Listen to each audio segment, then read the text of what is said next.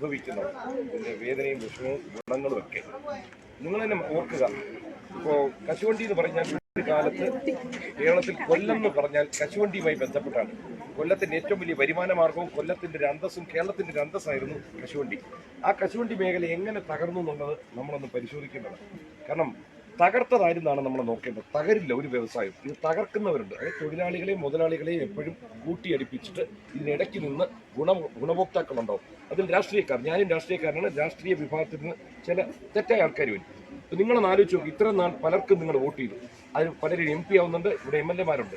ഈ MP മാർ ഈ കഴിഞ്ഞ 26-27 വർഷമായിട്ട് ശ്രീ പ്രേമചന്ദ്രൻ എന്ന വ്യക്തി ഇവിടുത്തെ MP ആണ്, മന്ത്രിയായിരുന്നു സംസ്ഥാനത്ത്, ലോക്സഭയിൽ രാജ്യസഭയിലിരുന്നു. ഇവർക്കൊക്കെ വേണമെങ്കിൽ ഈ പ്രശ്നങ്ങൾ പരിഹരിക്കാൻ വരുന്നു. നിങ്ങളുടെ കൂട്ടത്തിലുള്ള 2.5 ലക്ഷത്തോളം തൊഴിലാളികൾക്ക് ജോലി പോയിട്ടുണ്ടെന്ന് നിങ്ങൾക്കറിയാം. 200ഓളം സ്ഥാപനങ്ങളുള്ള ഇന്ന് 70 ചുരുങ്ങി. ഇവരൊക്കെ പറയുമ്പോഴെന്താണ് ഇതിന് പരിഹാരം അവർ തരുന്നത്? ഇവർ പരിഹാരം തരാൻ വേണ്ടിയാണ് നിങ്ങൾ അയച്ചിരിക്കുന്നത് ആണല്ലോ. ഞാൻ പറയുന്നത് ഇപ്പം നമ്മളും വന്നിരിക്കുന്നത് എന്താണ്? ഇപ്പോൾ കഴിഞ്ഞ ദിവസം ഈ പ്രശ്നങ്ങൾ ഏകദേശം മുഴുവനായിട്ട് എനിക്ക് മനസ്സിലാക്കാൻ പറ്റും. ഏകദേശം മനസ്സിലാക്കിയപ്പോൾ ഇതിനൊരു ശാശ്വത പരിഹാരം അത്ര എളുപ്പമല്ല, പക്ഷെ പരിഹാരം ഉണ്ട്.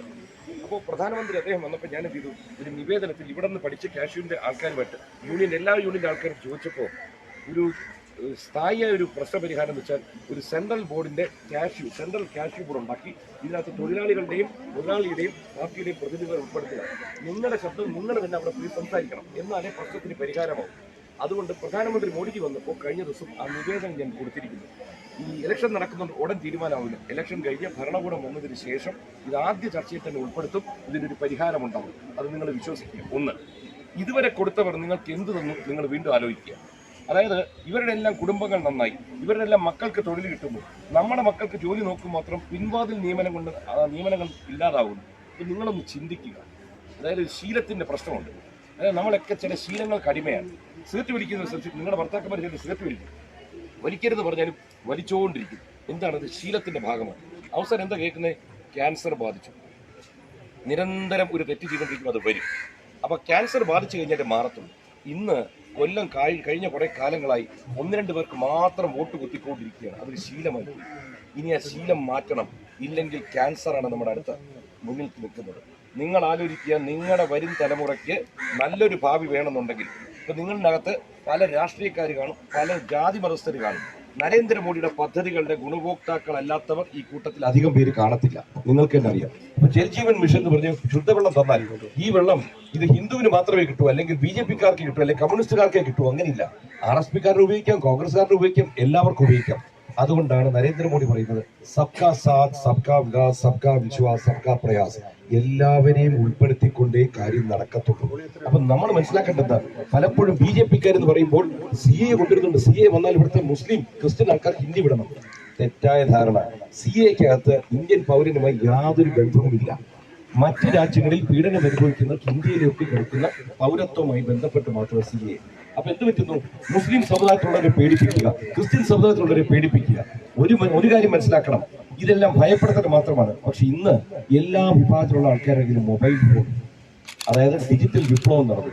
ഇന്ന് എല്ലാവർക്കും കാര്യങ്ങൾ മനസ്സിലാക്കി തുടങ്ങി. ഇത് മുഴുവൻ തെറ്റായ പ്രചരണമാണ്. നമുക്ക് എന്താ വേണ്ടത്? ശാന്തിയും സമാധാനമായിട്ട് ജീവിക്കണം. എന്റെ കുടുംബത്തിൽ ഞാനും ഭാര്യയും 2 ജാതിയാണ്. മറ്റു മതസ്ഥരെ എന്റെ വീട്ടിൽ കല്യാണം കഴിച്ചു കൊടുക്കുക. അവിടെ ഇല്ലാത്ത പ്രശ്നം എവിടെയാണ് ഉണ്ടാവുന്നത്? ഇപ്പോ പേരെന്താ? നമ്മുടെ സുലേഖ ബീവി ഇസ്ലാം വിശ്വാസിയാണല്ലോ. നമ്മളിപ്പോ സംസാരിച്ചുകൊണ്ടിരിക്കുക. എന്നോടത്തിൽ ഇഷ്ടക്കുറവുണ്ടോ? എനിക്ക് ഇഷ്ടം കൂടുതലേ ഉള്ളൂ. ഇത്രയേ ഉള്ളൂ പ്രശ്നം. ഇത് പറഞ്ഞുണ്ടാക്കുന്ന വിഷയമാണ്. അപ്പൊ ആദ്യം മനസ്സിലാക്കുക, നമ്മുടെ വരും തലമുറയ്ക്ക് ആര് നല്ലത് നൽകുന്നു അവരെയാണ് നമ്മൾ കൂട്ടിച്ചേർത്ത് നിർത്തേണ്ടത്. നിങ്ങളോട് ഒറ്റ വാക്യം പറയാനുള്ളൂ. പദ്ധതികൾ, അതായത് ഒരു കുഞ്ഞ് ജനിച്ച് ജീവിച്ച് മരിക്കുന്നവരെ ഉള്ള പദ്ധതികൾ കേന്ദ്ര സർക്കാരിന്റെ കീഴിലുണ്ട്. ഇന്ന് നമ്മളെ അലട്ടുന്നത് ഇതിനകത്തുള്ളത് വീടില്ലായ്മയാണ്. കിടക്കാട പ്രശ്നമുള്ളവർ കുറേ പേരുണ്ട്. എന്തുകൊണ്ട് പ്രൈം മിനിസ്റ്റേഴ്സ് ആവാസ് യോജന പ്രകാരം വീട് വരുന്നില്ല? നിങ്ങൾ നോക്കുക. ഇതുപോലെ 100 കണക്കിന് പദ്ധതിയുണ്ട്. കുടിവെള്ളം പോലും തരില്ല പലർക്കും. കാരണം ഇന്ന പാർട്ടിക്ക് വോട്ട് ചെയ്താൽ നിങ്ങൾ തരില്ല. ഇത് ഔദാര്യമല്ല, നിങ്ങളുടെ ഒരു അവകാശമാണ്. നിങ്ങളത് ചോദിച്ചു വാങ്ങിക്കണം. പക്ഷെ ഇവിടെയുള്ള MP-മാർ MLA-മാർ ഇത് തടയുന്ന വെച്ചാൽ നരേന്ദ്രമോദിയുടെ പദ്ധതി അതുപോലെ ഇവിടെ വന്നാൽ അവർക്കത് പേരുണ്ടാക്കാൻ പറ്റില്ല. അപ്പൊ നിങ്ങൾക്കുള്ള അവകാശങ്ങൾ നിഷേധിക്കുന്നത് ആരാണ്? അവർക്കാണ് നിങ്ങൾ ഇത്രയും കാലം വോട്ട് ചെയ്തത്. അതുകൊണ്ട് നിങ്ങൾ ഓർക്കുക, RSP-യും കമ്മ്യൂണിസ്റ്റ് പാർട്ടി എന്നൊക്കെ പറയും, ഇത് രണ്ടും സഖാക്കളാണ്.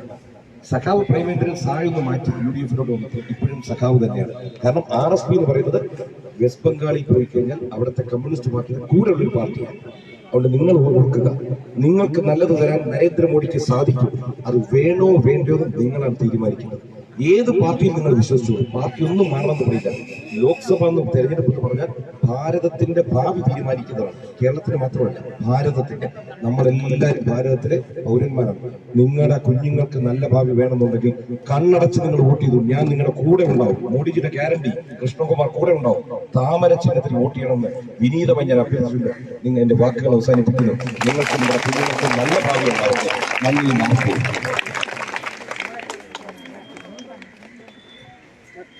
ഞങ്ങൾ പതുക്കെ ഇറങ്ങിക്കോട്ടെ, നിങ്ങളുടെ സമയം കിട്ടും. എന്താ വേണ്ടത്?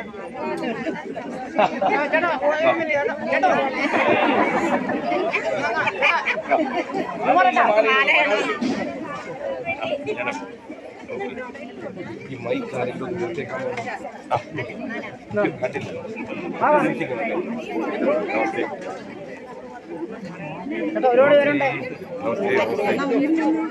നമസ്തേ.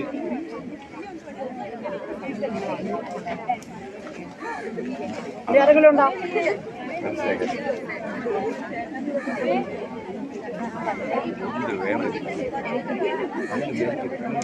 ഒരാൾക്ക് മാറി വരും.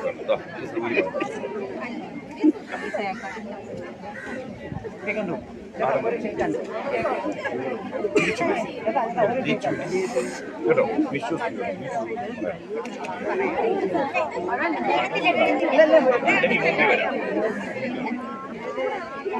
അപ്പോ നിങ്ങൾ പതുക്കെ ഇറങ്ങിക്കോട്ടെ. ഫോട്ടോ എടുക്കണോ? വാ. അല്ലല്ല, ഒരു നിങ്ങൾ അവിടെ തന്നെ നിന്ന് നിങ്ങൾ പുറത്ത് വാ.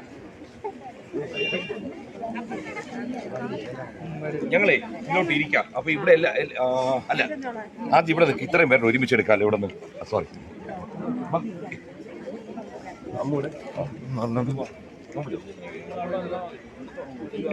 മോളി നിർത്താൻ എല്ലാരും കിട്ടുമല്ലോ. തൂണിന് മോളി കയറുമ്പോൾ തൂണ് വീഴാൻ നോക്കുക. ഗണേഷ് ഗണേഷ്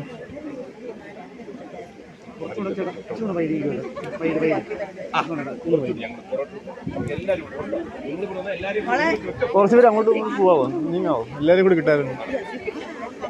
ഗണേഷ് ഗണേഷ് കുറച്ച് അവിടെ ഇങ്ങോട്ട് നിൽക്കുക, ഇങ്ങോട്ട് നിൽക്കുക, ഇവിടെ നിൽക്കുക, ഇവിടെ ഇപ്പുറത്ത് വരും. ഓക്കെ അല്ലേ?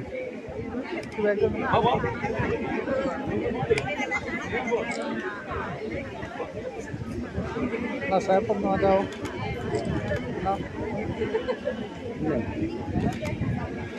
വയറെടുത്താൽ മതി. സാപ്പൊന്ന് മാറ്റാവോ?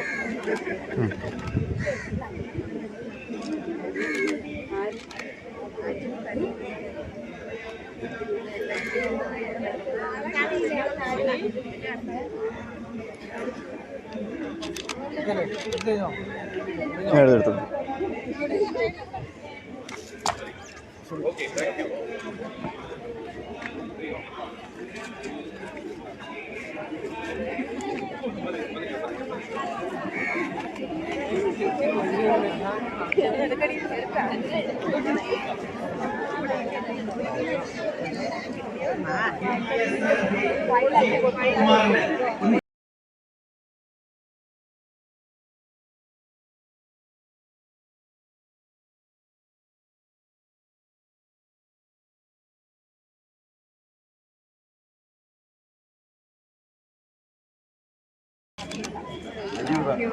ഏരിയയിലെ ഇതുപോലൊരു വിഷയമുണ്ട്. കശുവണ്ടി മേഖല മാത്രമല്ല, 2 മേഖല വിഷയത്തിന് പോയിട്ടുണ്ട്. നമുക്ക് ചെയ്യാൻ പറ്റാത്ത കാര്യങ്ങൾ ചെയ്യാൻ പറ്റും.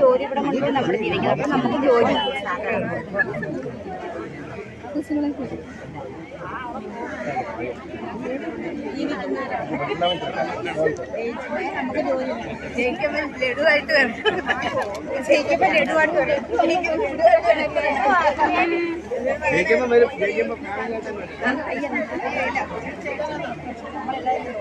നമ്മൾ ഫാമിലിയായിട്ട് ഇന്നാണ് ആക്കി വന്നത്. ഞാൻ പഠിച്ചു കഴിഞ്ഞു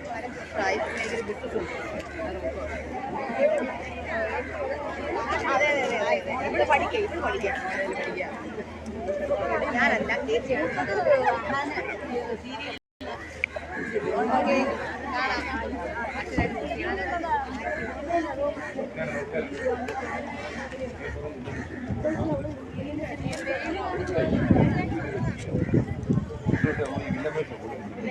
കൊണ്ടുമ്പോൾ ഇങ്ങനെയല്ല താഴെ കിടന്ന് നായകൻ ഇങ്ങനെ തിരിച്ചിരുന്നു. നമ്മൾ വെയിൽ കൊണ്ട് ശീലിച്ചവരാ.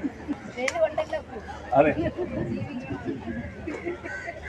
അറിയിക്കോട്ടെ. നിങ്ങൾക്ക് വിശ്വാസം തോന്നുവാണെങ്കിൽ നേരത്തെ പറഞ്ഞു, നിങ്ങളുടെ വിശ്വാസത്തിന്റെ പ്രശ്നമാണ്. നിങ്ങൾക്ക് ആരാണ് ശരിയായ സ്ഥാനാർത്ഥി നിങ്ങൾക്ക് തോന്നണം. കാരണം ആരാണ് ഭരണത്തിൽ വരാൻ പോകുന്നത് നിങ്ങൾക്കും അറിയാം, എനിക്കും അറിയാം. ഭരണത്തിന്റെ ഭാഗത്തോട്ട് ഒരാളെ അയക്കുക. എന്നെ വേണമെന്ന് ഞാൻ പറയില്ല, നിങ്ങൾക്കറിയാം ആര് വരുന്നത്. 400 സീറ്റോടുകൂടി നരേന്ദ്രമോദി സർക്കാർ വരും. അപ്പോൾ ഞാൻ ഇത്രയും കാലം ശീലിച്ചൊരു സംഭവമുണ്ട്. ആ ശീലം മാറ്റിയാൽ നമ്മുടെ ജീവിതവും മാറും. അറിയിക്കോട്ടെ. അങ്ങനെയൊക്കെ ബ്രേക്ക് ടൈം ആവാതെ വിശക്കുന്നുണ്ടാവും. കഴിച്ചോളൂ.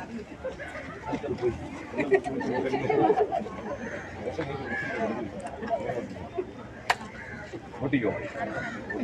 കാരണം പറയോ, സ്ത്രീകൾ മാറി ചിന്തിക്കുന്നിടത്താണ് മാറ്റം വരുന്നത്. എപ്പോഴും അങ്ങനെ. എൻ്റെ വീട്ടിൽ സ്ത്രീകളാണ് ഭൂരിപക്ഷം. ചില കാര്യങ്ങളൊക്കെ ഞാനവിടെ പോകുന്നതൊക്കെ പറയും. രാത്രി ഭാര്യ ഇങ്ങനെ ഇത് പറയും, അത് പോയതിനെ പറ്റി അടുത്ത ദിവസം ഞാൻ പോകും. അതാണ് സ്ത്രീകളുടെ പവർ. സ്ത്രീകൾക്ക് ഭയങ്കര പവറാണ്. അതും വീട്ടിൽ 5 സ്ത്രീകളുടെ ഇടയിൽ ഒരേ ഒരു ആൺതരി. അറിയിക്കോട്ടെ. എല്ലാവർക്കും നമസ്കാരം.